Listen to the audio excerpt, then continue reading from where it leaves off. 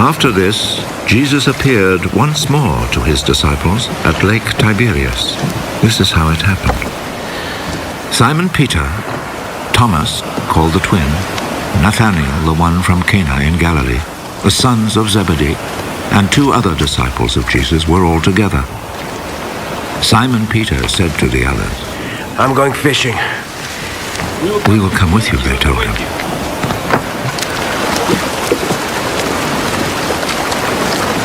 So they went out in a boat, but all that night they did not catch a thing.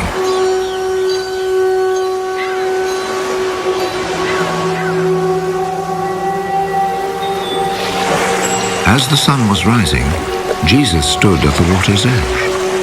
But the disciples did not know that it was Jesus. Young men, haven't you caught anything? Not a thing! Throw your net out on the right side of the boat, and you will catch some.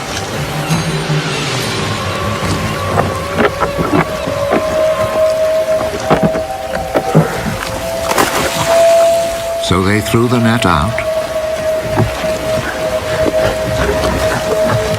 and could not pull it back in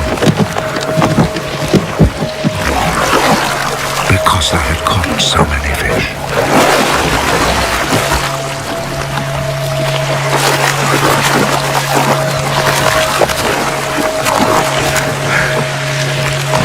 The disciple whom Jesus loved said to Peter, It is the Lord.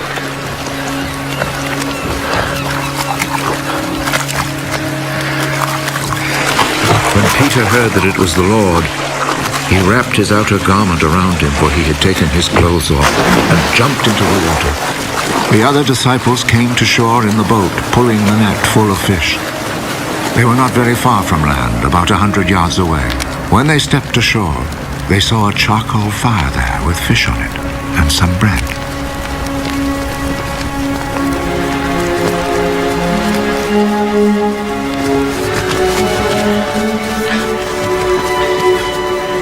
Bring some of the fish you've just caught. Simon Peter went aboard and dragged the net ashore full of big fish, 153 in all. Even though there were so many, still the net did not tear. Come and eat. None of the disciples dared ask him, "Who are you?" because they knew it was the Lord. So Jesus went over, took the bread, and gave it to them. He did the same with the fish. This then was the 3rd time Jesus appeared to his disciples after he was raised from death. After they had eaten, Jesus said to Simon Peter, Simon, son of John, do you love me more than these others do?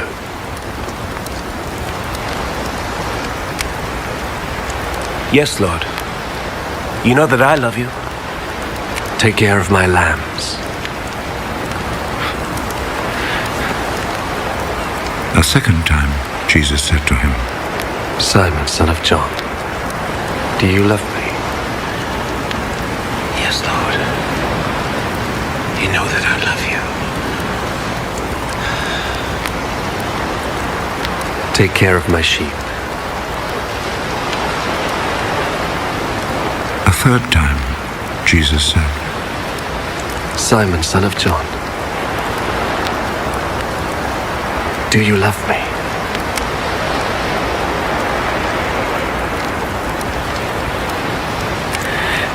Peter became sad because Jesus asked him the 3rd time, "Do you love me?" And so he said to him, Lord,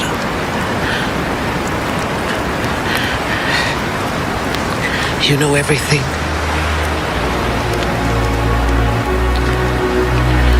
You know that I love you.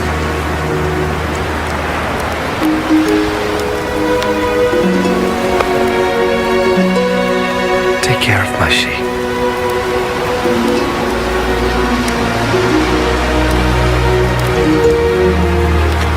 I am telling you the truth. When you were young, you used to get ready and go anywhere you wanted to.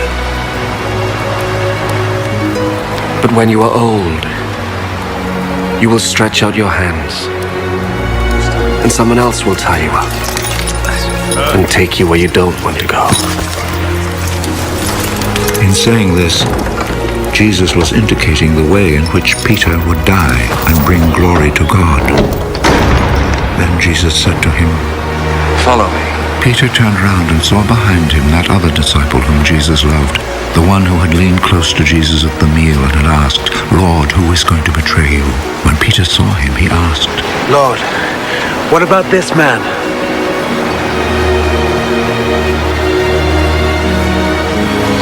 If I want him to live until I come, what is that to you? Follow me. So a report spread among the followers of Jesus that this disciple would not die. But Jesus did not say he would not die. He said, if I want him to live until I come, what is that to you? He is the disciple who spoke of these things, the one who also wrote them down, and we know that what he said is true. Now there are many other things that Jesus did. If they were all written down one by one, I suppose that the whole world could not hold the books that would be written. John 21, verse 1. After this, Jesus revealed himself again to the disciples by the Sea of Tiberias, and he revealed himself in this way. Simon Peter, Thomas called the twin, Nathanael of Cana in Galilee, the sons of Zebedee, and two others of his disciples were together. Simon Peter said to them, I am going fishing. They said to him, We will go with you. They went out and got into the boat, but that night they caught nothing. Just as day was breaking, Jesus stood on the shore, yet the disciples did not know that it was Jesus. Jesus said to them, Children, do you have any fish? They answered him, No. He said to them, Cast the net on the right side of the boat, and you will find some. So they cast it, and now they were not able to haul it in because of the quantity of fish. That disciple whom Jesus loved therefore said to Peter, It is the Lord. When Simon Peter heard that it was the Lord, he put on his outer garment, for he was stripped for work, and threw himself into the sea. The other disciples came in the boat, dragging the net full of fish, for they were not far from the land, but about 100 yards off. When they got out on land, they saw a charcoal fire in place, with fish laid out on it, and bread. Jesus said to them, Bring some of the fish that you have just caught. So Simon Peter went aboard and hauled the net ashore, full of large fish, 153 of them. And although there were so many, the net was not torn. Jesus said to them, Come and have breakfast. Now none of the disciples dared ask him, Who are you? They knew it was the Lord. Jesus came and took the bread and gave it to them, and so with the fish. This was now the third time that Jesus was revealed to the disciples after he was raised from the dead. When they had finished breakfast, Jesus said to Simon Peter, Simon, son of John, do you love me more than these? He said to him, Yes, Lord, you know that I love you. He said to him, Feed my lambs. He said to him a second time, Simon, son of John, do you love me? He said to him, Yes, Lord, you know that I love you. He said to him, Tend my sheep. He said to him the third time, Simon, son of John, do you love me? Peter was grieved because he said to him the third time, Do you love me? And he said to him, Lord, you know everything. You know that I love you. Jesus said to him, Feed my sheep. Truly, truly, I say to you, when you were young, you used to dress yourself and walk wherever you wanted. But when you are old, you will stretch out your hands, and another will dress you and carry you where you do not want to go. This he said, to show by what kind of death he was to glorify God. And after saying this, he said to him, Follow me. Peter turned and saw the disciple whom Jesus loved following them, the one who also had leaned back against him during the supper and had said, Lord, who is that is going to betray you? When Peter saw him, he said to Jesus, Lord, what about this man? Jesus said to him, If it is my will that he remain until I come, what is that to you? You follow me. So the saying spread abroad among the brothers that this disciple was not to die.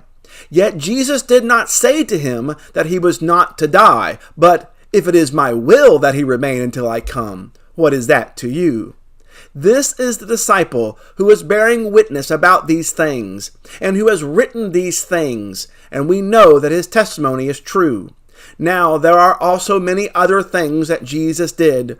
Were every one of them to be written, I suppose that the world itself could not contain the books that would be written. The last chapter of the Gospel of John begins with a scene of fishing. 7 of the 11 disciples have caught nothing while fishing. As day was breaking, Jesus is standing on the shore. The disciples cannot see that it is Jesus. Jesus calls out to them while the disciples are in their boat. If they have caught anything, they shout back that they have not. Jesus tells them to cast the net on the right side of the boat, and they will catch some fish.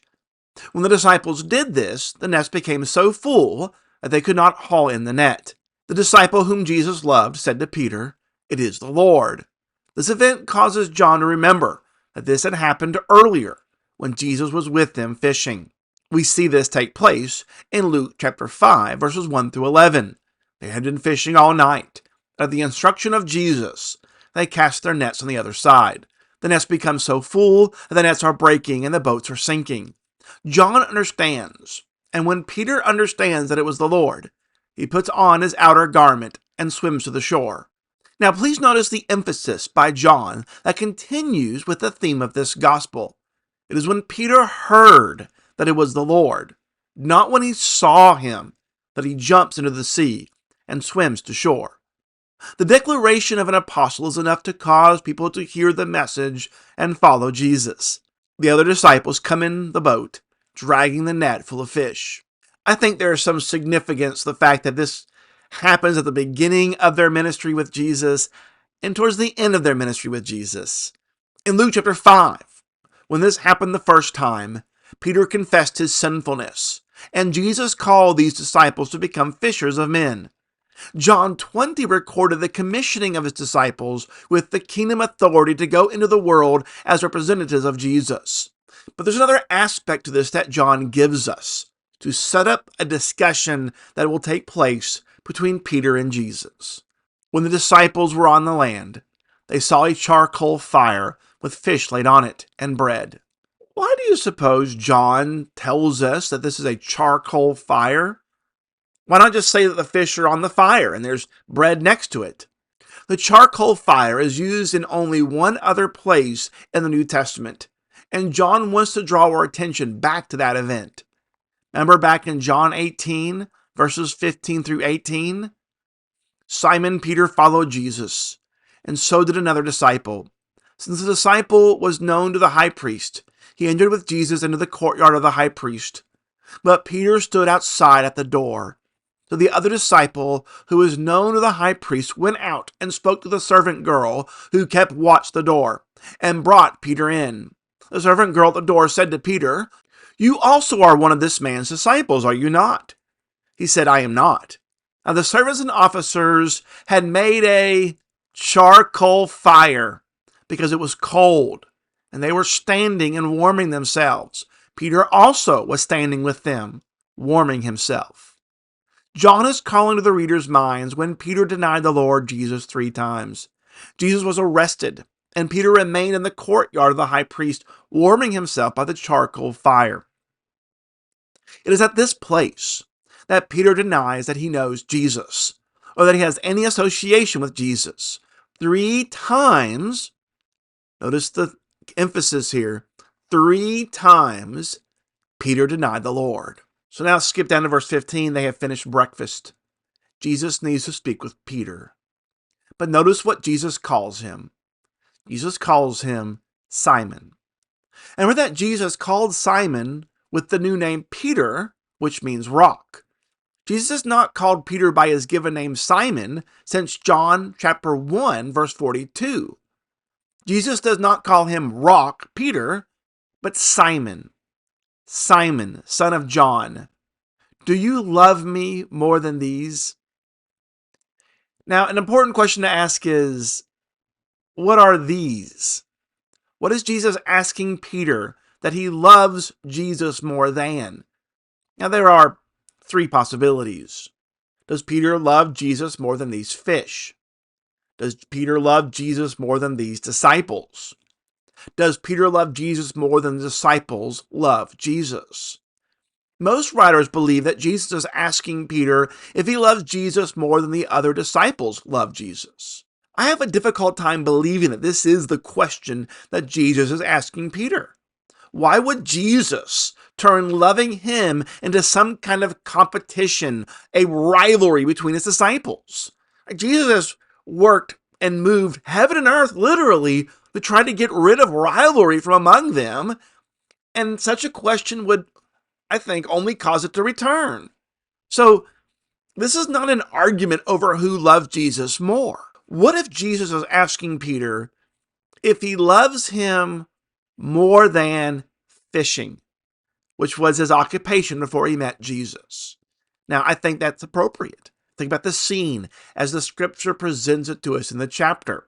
The disciples are back in Galilee after Jesus has risen from the dead. In verse 3, it is Simon Peter who said, I am going fishing. Peter is not on mission. He's not telling the world that Jesus has risen from the dead. Peter has returned to his occupation in Galilee, or at least he has returned to one of his joys of life, which is fishing. He's right back where he was before he met Jesus. Now remember the tone of this chapter. Peter has colossally failed the Lord when he denied knowing Jesus 3 times. Maybe Peter thinks he's unqualified for the work as an apostle because of his dismal failure in the courtyard of the high priest in front of the charcoal fire. The denial scene appears to be a reset for Peter. The charcoal fire is burning. And notice what Jesus does. 3 times, Jesus asks Peter if he loves him. Does Peter love Jesus more than these fish? The other 2 times Jesus asks Peter, he simply asks, Simon, son of John, do you love me? Now, before we go further, I think we need to clear some debris out of the way of our understanding of this text. You've probably heard, like I have, that there are different Greek words for love that are used in this text. Many have made the point that Jesus is asking Peter the first 2 times if he loves him, and Jesus uses the word, or the Greek word, agape, but Peter responds with phileo, the Greek word for love. And the 3rd time, Jesus asks if Peter phileo loves him. Then Peter responds that he does phileo love Jesus. And the point is made that Jesus has to downgrade the love that he is asking Peter to give. But Greek scholars have regularly pointed out that this is not the case. In fact, scholars have pointed out that agape does not mean a higher love, as it has oftentimes been portrayed. Agape and phileo do not have a hierarchy of love attached to them. Let's rid our minds of that kind of false notion that maybe has been taught to many of us for a very long time. Without going into a long and arduous explanation of this and talking in great detail about the Greek, I am by no means a Greek scholar. The point is simply this. The point of the text is not that Peter is not matching the same Greek wording as Jesus when he asked the question about love. Again, agape and phileo, they're often used interchangeably in the New Testament. If you'll do a simple Greek word search, you will find that agape and phileo are often used interchangeably in the New Testament also. I mean, we do that in our English language. We use words interchangeably. We'll use one word to represent another word, no different than in the Greek. And even this paragraph proves that point. Notice that Jesus says to Peter, feed my lambs, tend my sheep, feed my sheep. Now, do we need to make a big deal out of the fact that Jesus changed from lambs to sheep? Should we make a big deal out of the fact that Jesus changed from feed to tend? Absolutely not. And no one does. These are interchangeable terms. For instance, think about the word fine. The word fine can be interchanged with a lot of different words, particularly if my wife is using the word fine. Fine could mean everything is great and wonderful and fine, or fine can mean I'm in trouble and I need to apologize very, very quickly. Fine can also be nonplus, like have nothing attached to it, just be whatever, fine. So we do this ourselves. Again, so do the Greeks. So instead of focusing on the different words that are used here, I want to focus on the numbers. 3 times Peter denied Jesus. Now 3 times Jesus asks Peter if he loves him. Peter feels the weight of what Jesus is doing. I mean, just look down at verse 17 here. Peter was grieved because he said to him the 3rd time, "Do you love me?" Peter understands what Jesus is asking. As before, when Jesus was in the upper room and he appeared to the 11, he did not rebuke them for all running away. He said, "Peace be unto you." And the same thing that we have here with Peter.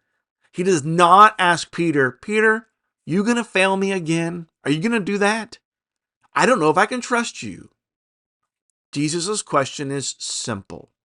Do you love me above all else? Peter, if you love me, stop fishing and go feed my sheep. I think that's exactly what Jesus is doing. I know this was your profession, but it's not your profession any longer.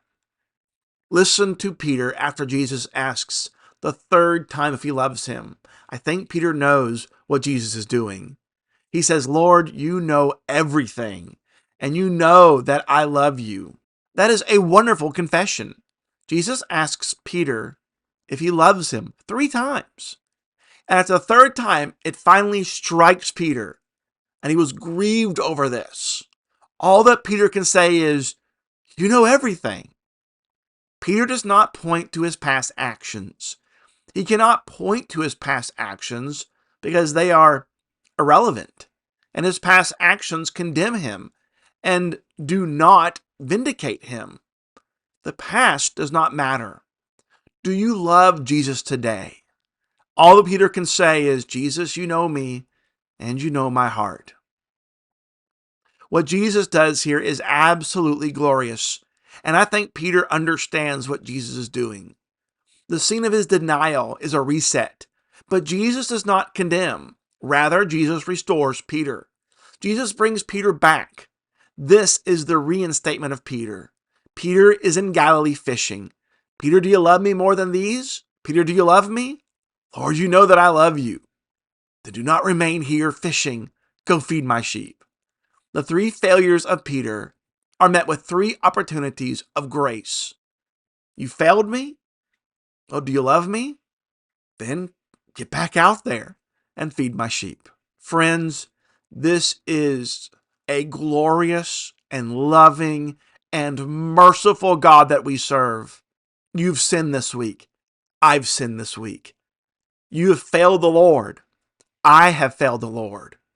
You and I have not shown ourselves to be the disciples of Jesus that we need to be. We've denied the Lord in our words or actions at some point in some time. What should we do? Give up? It's too late. I'm out of here. I'm a complete failure. Should I just spend my life doing something else? When we sin, Jesus comes to us and asks, "Do you love me? If you love me, then you'll go out and you'll feed my sheep." No matter how great our failure, Jesus is ready to forgive us and to receive us back as one of his children. After telling Peter to feed his sheep, Jesus tells Peter what's going to happen to him because he is Jesus' disciple.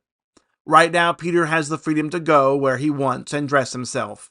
That is not going to be the case in the future. When you are old, you will stretch out your hands, and another will dress you and carry you where you do not want to go. When Peter is older, someone is going to exert power over him, and it will bring about his death. Scholars note that the phrase, "stretch out your hands," was an idiom in the Roman Empire for crucifixion. Being led where he does not want to go is also an idiom for being led to his execution. Jesus is describing the outcome to Peter for following Jesus. Now, why does Jesus tell Peter this? This seems like such a depressing ending to the gospel. Why tell Peter that he is not going to live out his life peaceably and with freedom? Rather, he's going to be executed. Why say this? Notice carefully verse 19. This he said, to show by what kind of death he was to glorify God. Notice that Peter was not told what kind of death he was going to suffer. The words are not that he was told what kind of death he would experience. Rather, he was told by what kind of death he was to glorify God. This reminds us of an important theme in John's Gospel. In John 9, remember, we were introduced to a man born blind? The disciples asked Jesus if this man sinned or his parents sinned so that he was born blind. Jesus gave this answer in verse 3. It was not that this man sinned or his parents, but that the works of God might be displayed in him. A little later, we read about Lazarus, who was sick, and the sickness was going to kill him. But Jesus does not respond by going to Lazarus immediately. Rather, Jesus stayed 2 days longer. The reason was also stated as this in John 11 and verse 4. It is for the glory of God, that the Son of God may be glorified through it. Your life, your disease, your suffering, and yes, your death are all to be to the praise of God's glory. God is to be glorified in everything that we do. God is not set aside for other activities. God is not sidelined for our work or family or anything else. Our activities must be to God's glory. Peter was told this because he needed to be ready to glorify God in his death. We need to be glorifying God in our lives and be ready to glorify God in our death. Remember in John 13 and verse 36, Peter asked Jesus where he was going because Jesus had said he was going to be leaving them. Remember what Jesus said to that question? Where I am going, you cannot follow me, but you will follow afterward. Peter was not ready yet to give his life for the glory of God. He would fail in the courtyard of the high priest by denying the Lord 3 times. But now Peter has been restored and is ready to give his life for God's glory. After saying that this would be the way that Peter would die, in John 21, listen to what he says in verse 19. At the end of that verse, he says to Peter, "Follow me. Follow me." This is the only way we follow. We must live lives that glorify God. We do not forsake God. We do not avoid God. We do not do other things instead of God. God is everything to us, and it is seen in our lives and, yes, in our death. Jesus calls us to do what he told Peter to do. Follow me. I think it's easy for us to relate to Peter in so many of the things that he says and does. And this is another moment where we can certainly relate to Peter. After telling Peter that he is going to be martyred for Jesus, Peter asks, "Lord, what about this man? If I am going to suffer this way, what about the others? What about other disciples?" Notice what Jesus says to Peter in verse 22. He says, "If it is my will that he remain until I come, what is that to you? You follow me." Your path may be different than others. You may have great health and live a long, full life. Or you may have terrible health. You may have cancer. You may have diseases that are crippling your body. You may have a disability. You may not live very long in this life. You may not make it to be an adult. Your days may be drastically cut short, but here is the point. You have a calling given to you by Jesus, and how life ends for others is not your concern. Your concern is to follow Jesus. God is sovereign over this life. It is up to God and not up to us. We must surrender our lives to this truth. We cannot control what will happen to our lives. We cannot control how we will die or when we will die. You may be suffering and others are not. It's not important. This is what is important. Use what you are experiencing to the glory of God. Jesus' answer to Peter is quite simple. Don't worry about John. What does it matter to you if John remains until I return? You follow me. In the same way, we must follow until he comes, glorifying God in everything that we do. John concludes his gospel by saying that Jesus did so many more things that were not recorded in this gospel or the other gospel accounts. But these are the things that we need for faith. faith follows Jesus all the way to death. It is your decision today if you will live your life for the glory of God. It is your choice if your pain and suffering will be used for God's glory. It is your decision if your death will glorify God.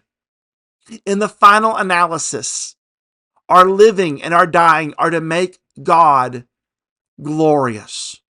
We must show that Christ, not this world, not our lives, is the supreme treasure. We must treasure Christ and serve with the strength, hearing, eyesight, mobility, and resources that we have been blessed by from God. Well, that concludes our study in the Gospel of John. We're going to shift tracks now and go to more of the writings of the Apostle Paul. Paul wrote more of the New Testament books than any other writer, so we'll see Paul quite often in our readings together. So, next time, Galatians chapter 1. Thank you so much. Have a great and wonderful day.